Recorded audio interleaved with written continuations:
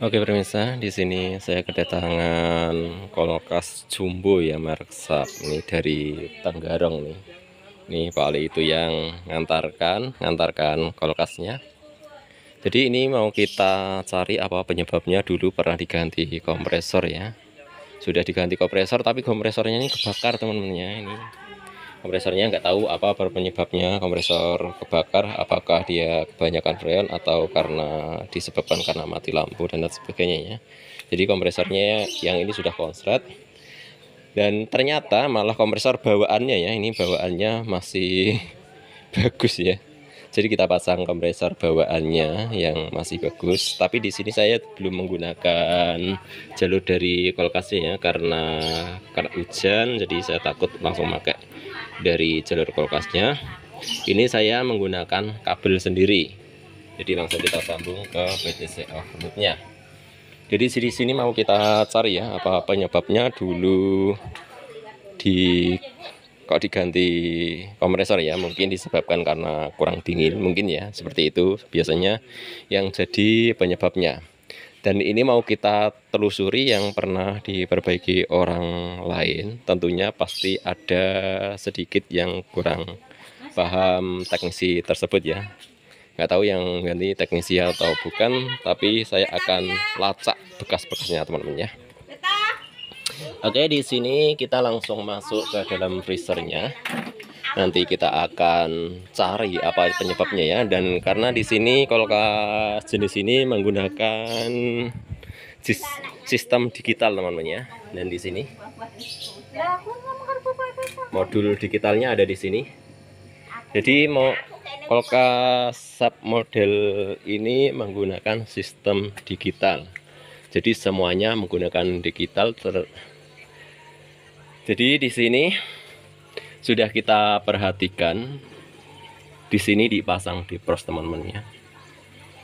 Dan mungkin ini penyebabnya dulu sebelum diganti kompresor mungkin disebabkan karena kurang dingin. Kurang dingin itu belum tentu kerusakan dari freon atau dari kompresor ya teman-teman ya. Ini yang perlu kita perhatikan. Jadi kerusakan tersebut biasanya terjadilah pengeblokan pada evaporator. Jadi apabila evaporator ini terjadi pengeblokan, maka angin tidak bisa keluar ya, karena semuanya di sini tertutup oleh batu es. Dan penyebabnya terjadi pengeblokan ini ada beberapa hal yang harus kita ketahui teman-teman ya. Kalau jenis menggunakan modul atau jenis digital, satu penyebabnya yaitu heater ya. Heaternya ini bisa terjadi kebakar atau pecah atau putus dan lain sebagainya. Ini macam-macam banget kerusakannya. Jadi banyak sekali penyebab mengeblokkan pada evaporator. Yang kedua disebabkan karena fuse-nya di sini putus ya, karena dia kena panas. Karena ini untuk tahanan ya, untuk nah ini juga sudah kemasukan air ya, nanti kita ganti lagi juga fuse-nya ini sudah kemasukan air, nanti kita ganti. Dan penyebab selanjutnya yaitu jenis kulkas sub seperti ini biasanya menggunakan termistor.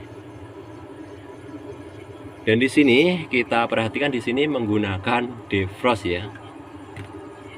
Apakah kalau kita perhatikan bagian kabelnya memang menggunakan defrost ya teman-teman ya.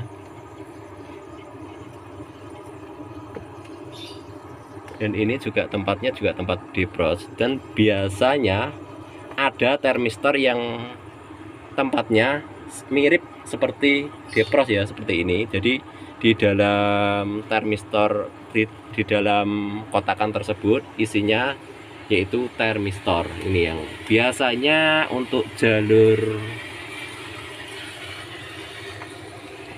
termistornya di sini biasanya kabelnya kecil.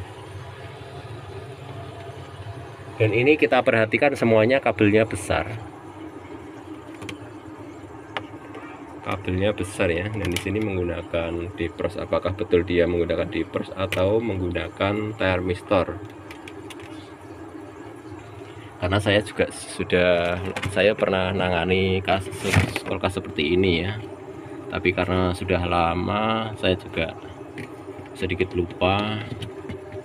Mungkin nanti kita cek-cek video saya yang lama, mungkin masih ada ya, menggunakan defrost atau menggunakan, kita akan, untuk lebih jelasnya saya akan baca bagian sirkuitnya ya. Kita akan baca sirkuitnya, dia menggunakan defrost atau menggunakan sensor. Nah, di sini ada sirkuitnya ya. Ini perlu kita pelajari sirkuitnya di sini.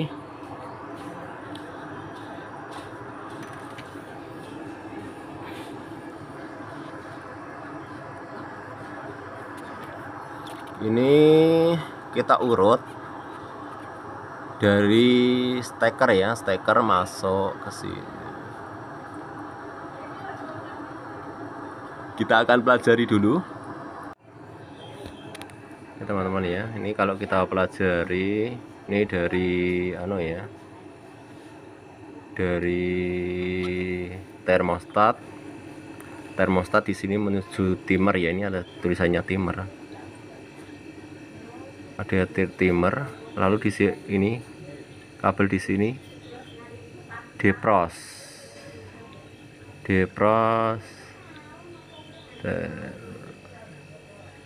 starting plan. Kalau pakai defrost ya teman-teman ya, ini pakai defrost. Ini heater ya, heaternya ini dari timer menuju vios, termovios, masuk ke timer lagi. Ini nah, dia menggunakan defrost ya, defrost termo starting relay ya. Oh, ini starting relaynya, ini keterangan bawahnya. Ini defrost termo door. Oke ya, buat rekan-rekan yang pernah menemukan kulkas seperti ini menggunakan termistor atau menggunakan defrost ya. Kalau kita baca di sini menggunakan defrost ya, mungkin dia memang benar menggunakan defrost. Mungkin nanti kita pelajari pada modulnya lagi. Saya akan bongkar modulnya, kok dia menggunakan jenis digital tapi menggunakan defrost ini ya. Saya agak sedikit bingung. Saya akan buka lagi. Nah, ini ya jenis modulnya. Jadi modulnya ini sebagai timer, dia nggak ada IC chromanya atau IC Wacom-nya ya, dia menggunakan IC seperti ini. Jadi ini IC timer, ini IC timer, jadi dia menggunakan defrost. Nah, ini di sini ya jalur defrostnya ya. Jadi dia menyambung hanya sama memutus itu aja.